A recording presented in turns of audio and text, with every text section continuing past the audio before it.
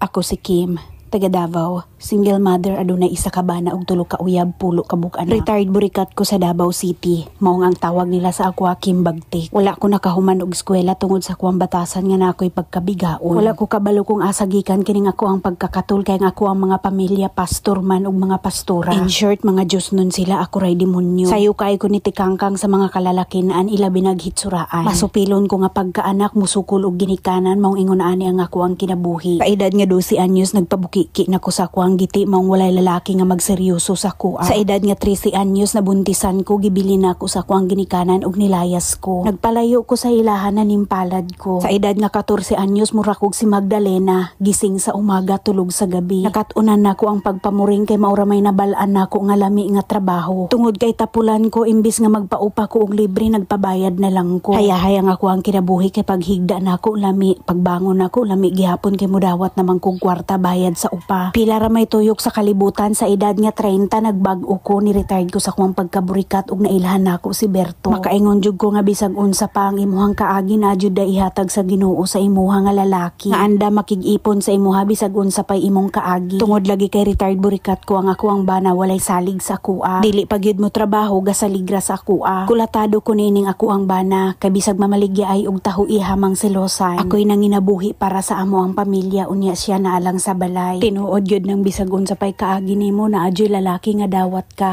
Pero pag abot sa panahon balik-balikon niya na og istorya sa imuha. Stress kay ko sa ako ang kinabuhi, maulian ra ko ug makit-an ako ang dagway nga ni gwapa gamay. Maayo na lang na ay parlor kining akong amiga, nag-adto ko dinhian na himutang kini sa Purok 2. LC Collection ang pangalan sa iyang parlor, nindot ang iyang serbisyo. Samtang giserbisyuhan kaniya gipagwapahan, chika-chikahon kaniya iyang dauton iyang mga silingan. Syempre kay daot man sad ka naman pug kay pagkachismosa imo jud nang ipanghambog pud imong silingan ug dauton pud nay mo sila. Dili na nimo mamalayan nga dako na kay kag bayronon kay daghan namang kag ipaserbisyo sa imong kaugalingon. Maura nay makapawala sa ako ang stress sa kinabuhi ang makita nga ni gwapa ko gamay. Nya pag uli nako sa balay makita na pud nako ang ako ang bana nga udtong dako magtagay na. Walay gipili nga adlaw kini nga ako ang bana basta kay mutagay na siya bisag Lunes nga dako. Pag humaniag tagay-tagay muupa na siya sa ako ingon ana kalami ang ihang kinabuhi. Retired burikat nako karon, mao nga ako ang trabaho bugaw na lang. Dorser ko og mga giti sa mga babae dinhi sa Davao. Nihit gani kayo ang panahon karon kay ubay-ubay na ang kalalakinan nga wala na ganahi mo upa og tag-as na og tapay. Wala nay kalalakinan nga mamurikat aron moduslak sa bangag nga mura nag-imburnal. Ay pagani ang imburnal og labayan ni bato mutakla pa. Maong nibalhin ko og trabaho, nag-sideline ko pamaligya nining ako ang produkto nga sunscreen. Anti-aging ug whitening kining ako ang sunscreen bisag ikwintas pa nimo ang adlaw dili jud ka masun